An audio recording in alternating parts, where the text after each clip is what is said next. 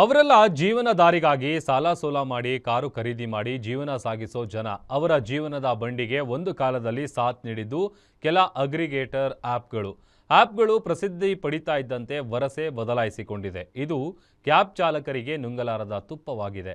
ಹಾಗಾದರೆ ಅಗ್ರಿಗೇಟರ್ ಆ್ಯಪ್ಗಳಿಂದ ಚಾಲಕರಿಗೆ ಆಗ್ತಾ ಇರುವ ಮೋಸ ಏನು ಅನ್ನೋದರ ಕಂಪ್ಲೀಟ್ ಡೀಟೇಲ್ಸ್ ಇಲ್ಲಿದೆ.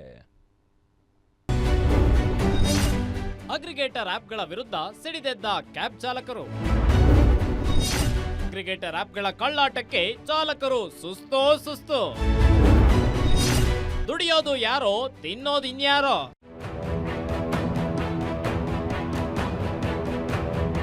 ಎಸ್, ಅಗ್ರಿಗೇಟರ್ ಆಪ್ಗಳು ಒಂದು ಕಾಲದಲ್ಲಿ ಚಾಲಕರ ಪರವಾಗಿ ನಿಂತಿದ್ದ ಕಂಪನಿಗಳು. ಆದ್ರೆ ಇದೀಗ ಆ ಆಪ್ಗಳೇ ಚಾಲಕರ ಪಾಲಿಗೆ ಶನಿಯಾಗಿದೆ.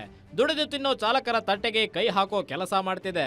ಚಾಲಕರಿಗೆ ಸಾಥ್ ನೀಡೋಕೆ ಬಂದ ಕೆಲ ಕಂಪನಿಗಳು ಯಾವಾಗ ಪ್ರಯಾಣಿಕರು ಸಂಪೂರ್ಣವಾಗಿ ಕ್ಯಾಬ್ ಬುಕಿಂಗ್ಗೆ ಅವಲಂಬಿತರಾಗಿರ್ತಾರೆ ಅಂತ ಗೊತ್ತಾಯ್ತೋ ಆಗ ತನ್ನ ಅಸಲಿ ಆಟ ಶುರು ಮಾಡಿದೆ.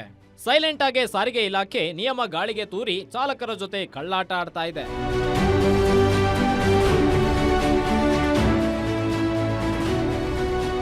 ಸಾರಿಗೆ ಇಲಾಖೆ ನಿಯಮದ ಪ್ರಕಾರ ಕ್ಯಾಬ್ಗಳಿಗೆ ಪ್ರತಿ ಕಿಲೋಮೀಟರ್ಗೆ 24 ರೂಪಾಯಿ ನಿಗದಿ ಮಾಡಿದೆ. ಆದ್ರೆ ಅಗ್ರಿಗೇಟರ್ ಆಪ್ಗಳು ಮಾತ್ರ ಮನಬಂದಂತೆ ದರ ಫಿಕ್ಸ್ ಮಾಡ್ತಿವೆ. ಪೀಕ್ ಅವರ್ನಲ್ಲಿ ಒಂದು ರೇಟ್, ನಾನ್ ಪೀಕ್ ಅವರ್ನಲ್ಲಿ ಮತ್ತೊಂದು ರೇಟ್ ನೀಡುತ್ತಿವೆ. ಉದಾಹರಣೆಗೆ 20 ಕಿಲೋಮೀಟರ್ ಟ್ರಿಪ್ ಇದ್ರೆ ಸಾರಿಗೆ ನಿಯಮದ ಪ್ರಕಾರ 480 ರೂಪಾಯಿ ಬರಬೇಕು. ಆದ್ರೆ ಪೀಕ್ ಅವರ್ನಲ್ಲಿ 700 ರೂಪಾಯಿ ಚಾರ್ಜ್ ಮಾಡಲಾಗುತ್ತಿದೆ. ನಾನ್ ಪೀಕ್ ಅವರ್ನಲ್ಲಿ ಅದೇ 20 ಕಿಲೋಮೀಟರ್ಗೆ 200 ರೂಪಾಯಿ ನೀಡಲಾಗುತ್ತಿದೆ. ಜೊತೆಗೆ ಚಾಲಕರಿಗೆ ಬರಬೇಕಿದ್ದ ಹಣದಲ್ಲಿ ಕಮಿಷನ್ ಪಡೆದುಕೊಳ್ಳುತ್ತಿರೋ ಆರೋಪಗಳು ಕೇಳಿ ಬರ್ತಾ ಇವೆ. ಇನ್ನು ಈ ಬಗ್ಗೆ ಚಾಲಕರು ಕಂಪನಿಗಳ ವಿರುದ್ಧ ಧ್ವನಿ ಎತ್ತಿದ್ರೆ ಅಂತ ಚಾಲಕರ ಐಡಿಗಳನ್ನೇ ಬ್ಲಾಕ್ ಮಾಡುತ್ತಿದೆ.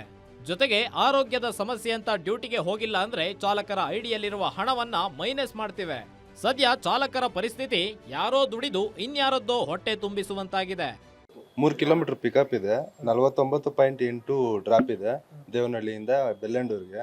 Sir, traffic time 2 hours 10 minutes ತೋರಿಸಿದೆ. 386 ರೂಪಾಯಿ ಕೊಟ್ಟಿದ್ದಾರೆ ಸರ್.